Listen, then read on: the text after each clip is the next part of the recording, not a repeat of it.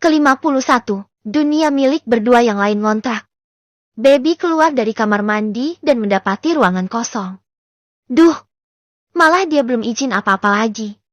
Lah terus kalau dia bosan dan mau keluar, gimana izinnya? Matanya tertuju pada satu benda kecil berbentuk kotak. Haknya sengaja ditinggal. Yes. Baby berpakaian lalu sholat zuhur. Baru dengan kaki terlipat. Masih di atas sajadah dia putar otak. HP Hamad ditinggal di sini. Dia ada di area wisuda Banin. Jeti yang bisa ditelepon adalah Gus Hanan. Malah mereka kan seringan berduaan terus. Ia mendial nomor Gus Hanan yang sudah tertulis namanya di panggilan terakhir. Besti banget sih mereka. Ampe panggilan terakhir juga Medi. Baby mendial dan menunggu beberapa saat. Halo, assalamualaikum. Loh, orangnya ada di sini. Ini siapa? Tanya Gus Hanan langsung nyadar kalau Hamad fisiknya ada di sampingnya. Lalu panggilan yang datang dari Hamad, kan aneh ya? Waalaikumsalam Gus. Saya mau bicara sama Mas Hamad dong. Pinta Baby dengan ramah. Berusaha baik agar si Gus Hanan gak ngereo. Gak bisa. Baru aja ketemu pakai minta ngomong lagi. Coba kamu dipupuk kesabarannya, Beb. Berapa jam lagi juga ketemuan? Centil amat. Jawab Hanan. Baby mencebik. Ngeselin bener sini orang. Udah Mat. Gak usah. Ini nanti keterusan begininya. Yang ada kamu gak bisa ngapain-ngapain. Diintilin terus. Ucap Gus Hanan lagi suaranya jauh. Gus. Saya mau nanya ke suami saya kok. Saya mau nanya mengenai ayah saya. Ayo dong. Kasih ke Mas Hamad. Saya doain Gus Hanan dapat jodoh spek bidadari surga yang hatinya indah dan luas-luas samudera Atlantik dan Pasifik dijumlah terus dibagi dua. Terus diakar dua lagi. Balas Baby sengaja ngeludruk. Ngeselin. Ucap Hanan lalu memberikan ponselnya ke pria di sampingnya. Ya sayang. Jawab Hamad dengan lembut. Baby bisa mendengar Gus Hanan menggerutu tapi tak mengurangi blushing dan malunya dipanggil sayang oleh si bebeb. Mas. Aku gimana ini? Ayahku masa sendirian di rumah Pak Kiai. Loh. Aku belum bilang. Ayah kamu ada di sini Beb. Diundang sama Pak Kiai. Tuh duduk di depan barengan beliau. Ngobrol. Kayak sesama besan aja. Jawaban Hamad itu membuat Baby lega. Oh, ya udah kalau gitu. Aku tidur aja ya. Kunci pintunya. Nanti aku ketuk pintu kalau pulang. Sama aku telepon. Biar kamu bangun. Nanti kita anterin ayah kamu pulang aja, Beb. Berdua? Mau. Mau ulah ya udah aku tidur ya. Mimpiin aku ya. Hihi. Iya Mas. Lalu bunyi gemeresek. Mimpiin aku juga ya. Aku kejar kamu sama Hamad pokoknya. Kini suara Gus Hanan yang ngeselin terdengar. Oh wah. Assalamualaikum. Baby mematikan ponsel Hamad. Ya. Jadinya dia gak ada kerjaan deh sampai Hamad pulang. Tidur. Ya mending tidur aja. Lebih enak. Lagian nanti kalau benar mau nganter ayahnya pulang. Butuh stamina yang banyak. Secara akan lama banget di jalan. Ya kecuali ayahnya naik bis. Jeti nganter cuma sampai terminal aja. Jam 3 sore, Baby bangun dan sudah mendapati Hamad di dalam ruangan. Pria itu sedang berganti baju dan matanya tertuju pada Baby yang pula selalu baru bangun. Loh, udah dateng. Ayah kemana? Ayah kamu siap-siap. Yuk, kamu juga. Aku udah minjem mobilnya Hanan. Ayah minta diantar ke terminal aja katanya. Soalnya kalau naik mobil katanya kejauhan. Emang iya sih. Kalau naik mobil jatuhnya jauh pakai banget. Baby ikutan bersiap, memakai gamis dan kerudungnya. Lalu keduanya berjalan bergandengan tangan menuju rumah Pak Kiai. Ya bisa bergandengan tangan dong. Sekarang. Gak kayak dulu umpet-umpetan. Iya. Berasa kayak pacaran banget gitu kan? Di sana. Sudah ada ayahnya dan Pak Kiai yang sedang mengobrol asik. Baby baru tahu kalau ayahnya doyan ngobrol begini. Kok asik bener? Assalamualaikum. Sudah siap ya? Ini Baby udah siap. Ucap Hamad menyapa dan duduk di samping ayah Baby yang kini ia panggil ayah juga. Oh ya, saya sudah siap. Wah, ini mau diantar ceritanya Pak Kiai. Tapi ke terminal aja. Saya naik bus aja nanti. Ucap ayah lembut ke Pak Kiai sambil salaman. Semua sudah berdiri. Tiba-tiba muncul Gus Hanan. Biar saya yang nyetir aja Pak. Kalau Hamad ini jam terbang nyetirnya kurang. Biar aman sentosa sampai tujuan, mending saya aja. Ucapnya mau mengambil kunci yang dipegang Hamad. Hamadnya ngeles. Gak apa Nan, ini mertua aku. Kamu di sini aja. Istirahat. Katanya tadi capek. Enggak. Gak capek kok. Balasnya polok. Baby mendelik. Gak paham bener sih dia. Gak sensitif. Ngeselin. Kan setelah nganter ayahnya nanti dia dan Hamad bisa ngedate sungguhan. Gak ada laler ijo kayak kemarin. Gak ngerti banget dah. Hahaha. Iya Gus. Gak usah. Biar Hamad aja. Kasihan Gus Hanan capek nanti. Ucap ayah baby menolak halus. Hanan benar-benar gak paham. Dia celingukan dan menggeleng. Saya gak capek tuh. Ish. Ngeselin. Gumam baby pelan. Gus Hanan. Itu maksudnya biar baby sama Ustadz Hamad bisa berduaan gitu loh Gus. Jelas dijakini. Gus Hanan menaikkan bahunya. Tiap hari udah berduaan. Masih kurang aja kamu Beb. Komentarnya. Baby menggandeng tangan Hamad. Dan mencebik. Biarin. Makanya cepetan nikah. Ulai. Ledeknya dan membuat Bunyai dan Pak Kiai terkekeh. Betul itu Beb. Bagus kamu gituin si Hanan. Kok sendirian betah banget. Ledek Pak Kiai lagi. Kayaknya kedua orang tuanya itu sudah sedikit menyerah menjodohkan Hanan. Hanya bisa menyindir halus saja seperti ini. Hamad menyetir mobil dan ini kali pertama baby disupiri oleh pria itu. Ayahnya duduk di depan dan baby di belakang dengan anteng. Jeti, nanti setelah ini kamu rencananya gimana Beb? Mau sekolah lagi atau gimana? Tanya ayahnya. Sebuah pertanyaan yang tak pernah baby pikirkan sebelumnya.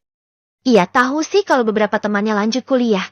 Tapi dia belajar SMA aja setengah mati. Apalagi nambah kuliah. Apa gak langsung gitu dia? Gak tahu ya, baru selesai ujiannya. Balasnya. Oh, ya, harus izin suami dulu kalau mau kuliah ya Beb. Ayah setuju aja apa baiknya kamu. Insya Allah nanti dibicarakan ya.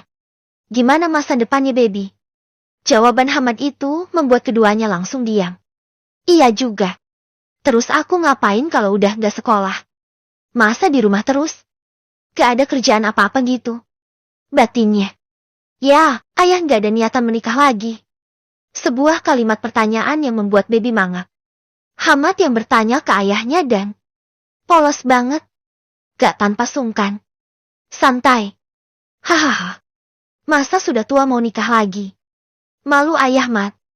Gak apa ya? Kan ada yang nemenin ayah. Baby juga seneng kalau ayah nikah lagi. Jawab baby. Hahaha. Gak tahu Beb. Selama ini ayah kok gak mikir ke sana. Kayak ibumu masih berasa ada di sekitar ayah. Kayak ayah itu gak pernah merasa kesepian aja. Terasa seperti masih ada istri. Jeti ya gak kepikiran ke sana. Kalau setahu Hamadia ya. Itu semua ikatan batin. Dan karena beda alam. Ya biasanya ketemu seperti itu ya hanya di mimpi. Ya memang benar istri atau suami yang sudah meninggal bisa seperti menemani di kala susah. Nanti datang ke mimpi. Terasa ada terus. Tapi insya Allah juga. Kalau sudah menikah lagi, itu sudah tak terjadi lagi. Jeti seperti apa ya? Kalau istri yang meninggal itu. Seperti sebuah kewajibannya dia menemani istrinya. Tapi dengan cara yang berbeda. Ya datang di mimpi, seperti menemani. Tapi nanti begitu sudah menikah lagi ya tugasnya sudah lepas. Dia gak datang lagi. Itu apa yang pernah Hamad dengar dari beberapa orang yang ditinggal meninggal istrinya. Sering mimpi. Seperti ditemani, dilayani. Gitu ya, terus baby maunya gimana? Ya ayah nikah lagi aja ya. Baby tenang kalau ayah ada yang ngerawat. Ayah senang, ibu juga pasti senang ya. Gitu ya, hahaha. Ucapan ayah masih seperti gamang. Tidak bilang iya, tidak bilang tidak. Masih rancu. Kalau memang ayah mau, Hamad bisa bantu. Carikan ya. Lah mendengar ini, Baby Jetty merengut. Kok bisa-bisanya dia Jetty ahli perjodohan? Ya insya Allah nanti ayah konsultasi sama ustadz di dekat kantornya ayah. Kan ayah sekarang tinggal di mes kantor. Biar gak keluar biaya lagi, biar lebih hemat. Rumah kita yang lama ayah jual, Beb. Ayah belikan tanah di kampung, tapi belum dibangun. Ya percuma mau dibangun. Wong ayah masih di mes kok. Itu rencana tanah kalau kamu mau pindah keluar dari pondok, bisa tempati rumah yang dibangun di sana. Gitu. Makasih ya. Tapi ayah kan juga butuh rumah. Lagian Mas Hamad masih ngajar di sini. Kok? Jetty gak usah mikirin Baby. Hamad ada tabungan ya? Mungkin bisa pelan-pelan bangun rumah kalau memang dibutuhkan. Dalam hati sih, Baby bertanya. Dapat duit dari mana dia?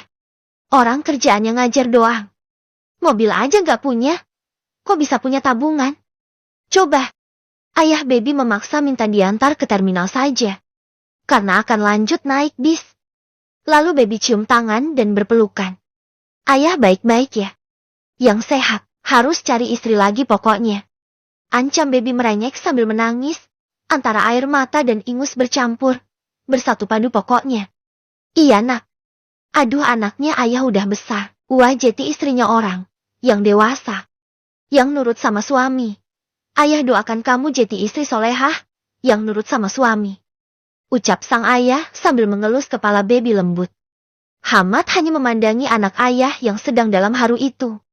Ada rasa hangat di hatinya. Dia tak pernah mendapatkan momen seperti ini. Hamad bergantian cium tangan setelahnya. Lalu dipeluk oleh ayah. Ayah titip anak ayah. Bimbing dia Jetty istri yang baik. Jetty perempuan solehah. Jetty orang yang berguna. Ayah percaya sama Hamad ya. Insya Allah. Ucapnya mengelus punggung Hamad lembut. Iya ya. Insya Allah. Mereka berpisah di Triman. Baby masih melambai saat ayahnya melaju di dalam bis menuju tujuannya. Air matanya terus rembes dan dia merasa cengeng sekali hari ini. Entahlah. Padahal sebelumnya waktu di pondok dan berpisah, ia tak pernah secengeng ini. Kok aneh sekali. Mungkin karena dulu tujuannya mondok, tapi kini dia sudah lulus pondok dan statusnya Jetty istri orang. Hamad memeluknya dari belakang. Satu tangannya mengelus perut Baby. Dan satunya ada di depan dadanya. Ayo, mau pulang? Tawar Hamad. Baby mengangguk dan berbalik. Ia menggandeng tangan Hamad dan menurut aja diajak jalan menuju parkiran. Tapi gak mau langsung pulang. Pokoknya, rengeknya lagi. Kini berubah Jetty bocil lagi. Padahal tadi dia sudah berasa seperti orang dewasa. Baru lulus sama sudah nikah lalu ditinggal orang tua. Kan dewasa sekali dia. Walau nangis segala. Sekarang berubah lagi. Iya sayang, ayo ikut dulu. Jalan-jalan. Ajaknya lembut. Tangannya sedikit meremas Baby. Di dalam mobil, Baby duduk di depan. Dan ini kali pertamanya naik di dalam mobil yang disupiri Hamad. Dan hanya berduaan. Hamad nyetirnya enak kok. Lancar jaya. Gak seperti yang dimongi Hanan. Katanya Hamad payah kalau nyetir. Ini baik-baik aja kok. Fokus Baby terarah pada lengan Hamad yang tersingkap. Khususnya di pergelangan tangan sampai menuju siku. Kenapa Baby Jetty nelan udah ngeliatnya ya? Pergelangan tangan itu kekar. Kokoh, kuat. Apalagi kalau lagi nahan bebannya agar tak menimpa Baby. Klek. Pikiran perempuan dewasa. Apakah selalu seperti ini ya? Meresahkan. Kacau. Otaknya udah mulai konslet lagi. Klek. Lagi pikirannya bertravel saat Hamad memutar stir. Dan wajahnya fokus. Terlihat super seksi. Uhem. Lah kok bisa? Hamad nemu cafe dan resto modelan begini. Ada sofa empuk dan suasana yang super nyaman. Baby bisa menyandarkan kepalanya di dada Hamad dan bermanja-manjaan sebelum makanan datang. Kamu mau kuliah? Tanya Hamad tiba-tiba. Emang orang udah nikah bisa kuliah? Jawabnya asal. Mau kuliah S1 sampai S3 gak ada larangan orang kuliah Beb. Malah kalau di luar negeri, modelan Mesir dan sebagainya itu.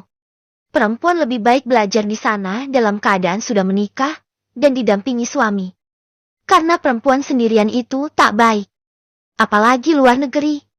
Ya kan aku gak kesana juga mas. Di Indonesia aja aku gelagapan. Apalagi di luar sana. Tapi aku mau ajak kamu untuk aku lulusan. Gimana? Mau gak? Ya mau. Pakai banget malah. Jeti mau kuliah di Indo? Kalau kamu, bolehin gak? Baby mendongak. Resiko punya suami tinggi begini deh. Melongonya kebangetan. Boleh. Kenapa gak boleh juga? Bolehlah. Baby nyengir. Tapi aku ini urusan akademisnya pas-pasan. Aku lulus ma aja udah ngos-ngosan rasanya. Beda baby. Kalau SMA itu semua pelajaran dilahap. Kalau kamu kuliah itu hanya bagian tertentu aja. Yang berhubungan dengan minat kamu aja. Jelasnya lagi. Terus aku kuliah ambil apa? Kamu minatnya kayaknya di seni. Mending ke seni aja. Kan mahal. Aku punya uang kok. Balas Hamad cepat dengan nada ketus. Baby langsung mendongak dan memeluk lengan suaminya lebih erat. Kok Jeti galak? Jangan dikira aku gak ada keluarga dan Jeti Ustans gak punya uang ya. Kamu mau apa juga aku bisa beliin. Ci. Baby meringis. Dan menciumi lengan Hamad yang besar itu. Gak gitu maksudnya Pak Ustadz. Kan aku cuma bilang mahal. Kan aku kebiasa hidup ala kadarnya. Mana aku tahu kamu banyak uang. Mukanya aku, muka orang miskin emang ya? Emang miskin ada mukanya? Baru tahu aku. Obrolan absurd mereka itu berujung Hamad yang mendengus tak sabar. Ia kelabakan dengan balasan baby yang seenaknya aja. Asal jeplos. Capek sendiri dia. Kamu mah. Baby dibuatnya nyengir kuda. Hamad yang stres menghadapi kelakuan istrinya digoda lagi oleh baby. Ia mencowel kaul dagunya. Sampai ada pelayan yang membawakan makanan mereka. Makasih mbak. Emangnya? Kamu dapat uang dari mana mas? Kan aku nanya sebagai istri aja. Kepo sama penghasilan suami. Aku ada sawah. Kok bisa? Dikasih Pak Kiai Rosak. Balas Hamad lagi dengan tenang. Kok bisa? Dulu Pak Kiai itu punya tanah banyak. Dia nggak sanggup kelola. Jeti dulu aku bantuin. Aku sama Hanan. Kita berdua yang warawiri. Urusan tanah yang ditanami padi. Ada yang ditanami tebu, singkong, pepaya, palawija, semuanya ada. Jeti aku bagi tugas sama Hanan. Biar kepegang semua. Dan itu dari awal sampai akhir. Dari awal penanaman, pengairan, bayar orang, panennya, lalu nyewa truk untuk panen. Semua dari awal sampai akhir sampai jemur padi. Dari awal sampai akhir pokoknya. Nah, kan Pak Kiai sudah tua sekarang. Jadi Pak Kiai memutuskan membagi 2 tanah itu. Bagi 3 sebenarnya. Sama Ning Ningrum. Tapi punya Ning Ningrum dikelola oleh Hanan. Jadi semua tanah itu dibagi 3. Aku dapat di 1 area. Biar mudah ngelolanya. Semua sertifikatnya juga diganti ke nama aku. Yang Hanan juga Jeti Hanan. Juga Ning Ningrum. Aku kebagian ladang jagung, singkong, pepaya, padi dan tebu di desa sebelah. Jelas Hamad dengan tenang. Jeti suamiku itu udah ganteng, keren, seksi, pintar, ustadz. Terus juragan tanah juga rupanya. Goda baby. Hamad mendelik seperti marah. Tapi baby tahu, dengan rona merah di pipi pria itu. Dia tidak sedang marah. Tapi malu, karena digoda oleh istri sendiri. Lanjut makan, baru setelah semua makanan habis, baby bertanya lagi. Sebuah rasa penasaran yang selama ini ia pendam. Mas, kan kamu sudah dianggap seperti anaknya Pak Kiai sendiri. Lalu sampai dikasih tanahnya segala. Jadi orang kepercayaannya. Dan semuanya. Terus kenapa kamu gak diambil anak sungguhan aja? Maksudnya, kan Ning Ningrum perempuan. Terus kayaknya dia juga ada minat sama kamu. Lah kok gak kamu aja dinikahin sama beliau? Tanya baby penasaran. Dari awal, pemikiran itu terus ada di dalam kepalanya. Maksudnya aku sama Ning Ningrum. Ya belum jodoh namanya. Kan jodohnya Hamad namanya baby. Baby menepuk dadanya. Bukan gitu maksudnya. Aku tuh nanya, kenapa kok nggak kepikiran sama Pak Kiai gitu? Ningrum malah dinikahin sama orang lain. Malah endingnya pisah. Kalau sama kamu kan nggak akan gitu. Itu namanya takdir, Beb. Ini hal yang orang bilang dan pikir sepele tapi krusial. Kalau aku ceritain, tapi kamu jangan ngambek ya. Awas loh ya. Kalau ngambekan aku mending gak cerita. Iya. Cerita dong. Rengek baby kepo maksimal. Walau jantungnya rasanya udah ajojing duluan. Cemas-cemas gimana gitu. Dulu. Waktu SMA sempat ada bahasan begitu. Aku dan Ningrum. Aku gak mikir jauh. Karena aku masih mau kuliah dan sudah masukin pengajuan beasiswa keluar. Pikiranku hanya mau kuliah. Dan memperbaiki masa depanku. Aku sadar bukan anak orang kaya. Malah orang tua udah gak ada. Terus, aku beasiswa ACC dan berangkat keluar. 2 tahun aku di negara orang, aku dapat kabar kalau Ningrum dilamar orang lain. Pak Kiai waktu itu bertanya sama aku, bagaimana ini? Ningrum dilamar orang. Sementara pernah ada bahasan aku dan Ningrum dulu. Aku bilangnya silahkan Pak Kiai. Karena tak ada ikatan sama sekali antara aku dan Ningrum. Jadilah pernikahan itu. Mengenai. Sekarang mereka pisah. Itu kan di luar batas kita. Waktu aku mau menikah dulu. Pak Kiai juga sempat ragu, mau mencalonkan Ningrum atau bagaimana. Karena Ningrum waktu itu sudah bilang kalau ia menggugat suaminya cerai. Oh, gitu. Jeti dulu memang sudah ada sejarah ya. Kamu sama Ningrum. Tapi kan tuan dia. Ya gak sih? Cuma setahun. Setahun setengah lah.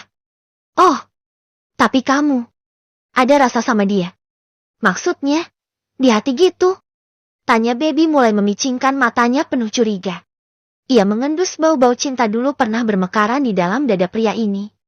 Hamad malah menyeringai. Ia sudah paham dengan lirikan mata si bocil yang Jeti istrinya ini.